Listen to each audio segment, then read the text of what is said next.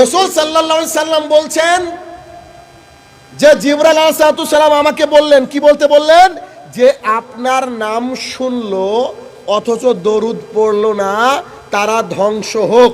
তখন রাসূল সাল্লাল্লাহু আলাইহি সাল্লাম বলছেন আমিন। দোয়া করেছেন জিবরাইল আলাইহিস সালাম, আমিন বলেছেন মুহাম্মদ সাল্লাল্লাহু আলাইহি সাল্লাম। আমি যখন এসে শুরুতে আপনাদেরকে বললাম যে রাসূল সাল্লাল্লাহু আলাইহি সাল্লাম দরুদ নাজিল হোক, তখন আমি অনেকের ঠোঁট নড়তে দেখিনি। মানে আপনারা এ হাদিস জানতেন না, আপনাকে সতর্ক করে দিলাম। পৃথিবীর বুকে আপনি মারা যাচ্ছেন, তার আগ পর্যন্ত যদি সেন্স থাকে, যদি আপনার সামনে কেউ এই বাক্যটা উচ্চারণ করে মুহাম্মদ, আপনাকে বলতে হবে সাল্লাল্লাহু আলাইহি সাল্লাম, নইলে কি হবেন? ধ্বংস। শাইনুর রহমান বলে না, করেও বটে। আপনি আমাকে বলে দেখবেন, আপনি আমাকে যে অবস্থায় থাকবেন, আমার হাজারো ছাত্র দেশ বিদেশে আছে, ওরা যখন পড়া বলে, আমার পড়ার মধ্যে তো মুহাম্মদ সাল্লাল্লাহু আলাইহি সাল্লাম থাকে, কি ও যখন নিজের পরিচয় দেওয়ার ব্যাপার থাকে, তখন ওখানে আমরা একটা টপিক রেখেছি, মাই রোল মডেল ইজ মুহাম্মদুর রাসূলুল্লাহ সাল্লাল্লাহু আলাইহি সাল্লাম। আমার ঠোঁটটা নড়ে, ছাত্ররা পরে বলে, জি আপনাকে খেয়াল করেছি। একজন ছাত্র যখনই বলেছে মুহাম্মদ, আপনার মুখ নড়েছে সাল্লাল্লাহু আলাইহি সাল্লাম। কেন? আমি জাহান্নামের আগুনকে ভয় করি বিধায় আমি সব সময় চেষ্টা করি, যখন মুহাম্মদ সাল্লাল্লাহু আলাইহি সাল্লামের নাম আসবে, তখন আমার মুখটা ঠোঁটটা কেঁপে উঠে বলি কি সাল্লাল্লাহু আলাইহি সাল্লাম। যদি 1 ঘন্টা আলোচনা করি, যতবার নাম আসবে নবীর, ততবার সাল্লাল্লাহু আলাইহি সাল্লাম বলা যাবে? যদি না বলেন কি হবে? ধ্বংস। শুরুতে আপনাকে এতটুকু শিখালাম, জানি না কতটুকু বোঝাতে পেরেছি, তবে বোধহয় বুঝতে পেরেছেন। অতএব সাবধান, আজকে এখানে বসেই হবে না, না এমনটা নয়। যত দিন জীবিত আছেন, যেই নামটা করুক না কেন, কি করতে হবে? ব্যাস দরুদ ইব্রাহিম পড়তে হবে। মানে ইন শর্ট দরুদ, যেটা অন্তত মুখে ওটা পড়তে হবে। কারণ একটা মানুষ আল্লাহ তাআলা তৈরি করেছে, যাকে এতটা সম্মান দেওয়া হয়, যাকে এতটা ইহতিরাম করা হয়, যাকে সম্মান দিতে পারলেই আপনি কিয়ামতের মাঠে সাফায়াত পাবেন ইনশাআল্লাহ। কথা ক্লিয়ার হলো? বুঝতে পেরেছেন? আসেন, যুব সমাজের অবক্ষয়। বর্তমান সময় যুব সমাজ যে অবক্ষয়ের একেবারে অতল গভীরে তলিয়ে গেছে, তার কয়েকটা নমুনা আপনাকে পেশ করছি। এক, ঈদের দিনে, যদিও খালি যুব সমাজ নয়, অন্য কিছু আসবে। ঈদের দিনে আপনারা এখানে যারা উপস্থিত আছেন, হাত তুলতে বললে লজ্জা পাবেন, তাই হাত তুলতে বলবো না। ঈদের দিনে সবাই সালাত আদায় করেছেন? শুধু মুখ দিয়ে ইনশাআল্লাহ বলতে পারেন। ঈদের দিনে সবাই সালাত আদায় করেছেন তো? আলহামদুলিল্লাহ করেছেন, তাই না? ঈদের দিনে জোহর আর আসরে কোথায় ছিলেন? আমি বলছি না, নিজের বিবেককে একবার প্রশ্ন করেন। পশ্চিমবঙ্গের 99.9% মসজিদের ঈদের দিনের জোহর আসরের চিত্র এমন থাকে, মুয়াজ্জিন, ইমাম আর 2 থেকে 3 জন মানুষ। ঠিক না ভুল বলছি ভাই? খুব বেশি কি বাড়াবাড়ি হচ্ছে কথা? প্রায় মসজিদে এই দৃশ্য দেখেছেন কিনা? দেখবেন বা কি করে, জাননি তো অনেকে। বিশ্বাস করেন কত বড় খারাপ লাগে। যেই ছেলেটা ভোরবেলায় গোসল করে ঈদের সালাতের জন্য সুরমা ব্যবহার করলো, সুন্দর করে ধবধবে পোশাক পরে ঈদগাহে গেল, আল্লাহ তাআলার ডাকে সারা দেশ সেখানে চলে গেল, সেই ছেলেটাকে মুয়াজ্জিন বলছে হাইয়া আলাস সালাহ, মসজিদে আসো। সেই ছেলেটা আর দেখা যায়নি। দেখা তো যায়নি, এমন মানুষও আছে যে আজ পর্যন্ত মসজিদের দিকে হয়নি, জুমার দিন ছাড়া। ঠিক না ভুল বলছি? বলেন, কি দিয়ে বোঝাবো আপনাকে? আমি বলেন, কি দিলে আপনি বুঝবেন, কি করলে আপনি বুঝবেন যে আপনাকে আল্লাহ সুবহানাহু ওয়া তাআলা কাজে লাগাতে চেয়েছে, আপনি লাগেননি?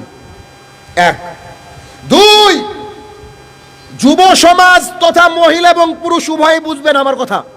যুব সমাজ মানে খালি ছেলেরা ভাবেন না, ওর সাথে মহিলারা আছে। ঈদের দিনে যদি বাইরে কেউ বেরিয়ে থাকেন, আল্লাহর রাস্তায়, এটা আপনারা দেখেছেন বোধহয়, আমাদের ঈদ আর ওদের দুর্গা পূজার কোনো তফাৎ নাই। না, কথা আমরা বুঝাতে পারছি না। ঠিক তারাও যেমন করে শাড়ি পরে শরীর দেখিয়ে রাস্তায় চলে, আমাদেরও মা বোনেরা শাড়ি পরিয়ে নানা রকমের এই যে ডিজাইনের পোশাক পরে রাস্তায় হেঁটেছে কি হাঁটেনি?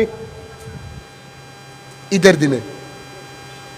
মানে বুঝার উপায় নাই যে ওটাকে একজন হিন্দুর মেয়ে চলছে নাকি মুসলমানের মেয়ে চলেছে। কেন সেই দিনটা কি পর্দা করা যায় না? সেই দিনটাকে একটু ভেতরে থাকা যায় না? সেই দিনটাকে বাবা একটু নসিহত করতে পারে না যে খবরদার আজকে তুমি ঘর থেকে বেরোবে না, কারণ কিছু হায়না পশু রাস্তা দিয়ে চলবে, কিছু হায়না পশু রাস্তা দিয়ে চলবে, তাদের বাইক চালানোর ঢঙ্গই হবে ভিন্ন রকম। এ দৃশ্য দেখলে বোঝা যায় যে যুব সমাজ একেবারে গভীর তলে পৌঁছে গেছে, গভীর তলে। তিন, যুব সমাজ যে গভীর অতল তলে পৌঁছে গেছে তার অন্যতম নিদর্শন হচ্ছে যে এলাকায় যদি কোনো বিয়ে বাড়ি হয়, বিয়ে বাড়িতে গিয়ে দেখবেন বেলেল্লাপনা কাকে বলে, কোন লেভেলের বেলেল্লাপনা হয়। যুবকরা শেষ, বিয়ে বাড়িতে গিয়ে দেখবেন এ দৃশ্য হয় কি হয় না। চার, যখন তাদের ক্যারিয়ার তৈরি করার কথা, যখন তাদের ক্যারিয়ার তৈরি করার কথা, পড়াশোনা করার কথা, তখন তারা কি করছে? ফ্রি ফায়ার আর পাবজিতে ব্যস্ত। আছে না নাই? কিছু কিছু মহিলারা নিজের শরীরকে দেখে টিকটক করে লাখো টাকা ইনকাম করছে সোশ্যাল মিডিয়ায়। কলকাতার একটা স্কুলে, অনেক বড় একটা স্কুল, নামটা না বলি, ওখানের আমি ইংলিশ মিডিয়াম স্কুল, টিচারদের ট্রেনার, মানে শিক্ষকরা কি করে শিক্ষা দেবে এটা আমি শিখাই। তো ওখানে একজন আমরা আরবি জানা মাওলানা খুঁজছি, ভালো টাকা বেতন দেওয়া হবে, বউ বাচ্চা নিয়ে থাকতে পারবে। আমরা পাচ্ছি না। শর্ত কি জানেন? তাকে আরবিটা পড়াতে হবে ইংরেজি বলে। বুঝতে পারেননি? যেটা ইংলিশ মিডিয়াম, বাচ্চারা তোর বাংলা জানে না, ওকে আলিফ বাতা সাই পড়াতে হবে, কিন্তু বলতে হবে ইংরেজিতে। পাচ্ছি না। মুসলমান বলছে চাকরি নাই, কেরালার পথে। কে বললো? কি যোগ্যতা আছে আপনার আমার? কথা বুঝেননি? যোগ্যতা এমন একটা জিনিস, যোগ্যতা যদি থেকে থাকে তাহলে এই যোগ্যতা আপনাকে ফাঁকি দিবেন, আপনার বউ ফাঁকি দিলেও। দেখবেন যোগ্যতা কাকে বলে। আল্লাহ সুবহানাহু ওয়া তাআলা কোরআনুল, আল্লাহ সুবহানাহু ওয়া তাআলা সরাসরি আমাদেরকে বলেছেন তোমাদের শত্রু কারা। তার মধ্যে ইহুদিকে শত্রু বলেনি আল্লাহ? বলেছে তো? ইহুদিরা কখনো মুসলমানের উপকার করবে বলে মনে হয় আপনাদের? মুসলমানকে যদি আগে উঠতে চায় তাকে উঠতে দিবে? একটা কিতাব রয়েছে যার নাম হচ্ছে দ্য 100, লিখেছেন মাইকেল এইচ হার্ট, ইহুদি মানুষ। কে?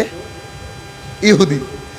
মাইকেল এইচ হার্ট বলছে গোটা পৃথিবীতে যত মানুষ এসেছে তাদের নিয়ে গবেষণা করতে লাগলাম, সবচেয়ে টপ পজিশনে কে থাকবে? স্যার আইজ্যাক নিউটন নাকি পিথাগোরাস নাকি রবীন্দ্রনাথ টেগোর? খুঁজতে খুঁজতে খুঁজতে খুঁজতে তিনি বলছেন যে আমি একেবারে তদন্ত করে দেখে আমি 100 জন মনীষীকে বের করলাম, পৃথিবীকে একেবারে নিচিড়ে বের করলাম 100 জন মনীষীকে। তার মধ্যে 1 নম্বর যাকে রাখলাম তার নাম হচ্ছে মুহাম্মদুর রাসূলুল্লাহ সাল্লাল্লাহু আলাইহি সাল্লাম। যোগ্যতা। বুঝতে পারেননি? যোগ্যতা। কে পিছনে ফেলবে আপনাকে? মিস্টার গান্ধীজি আমাদের দেশের স্বাধীনতার অন্য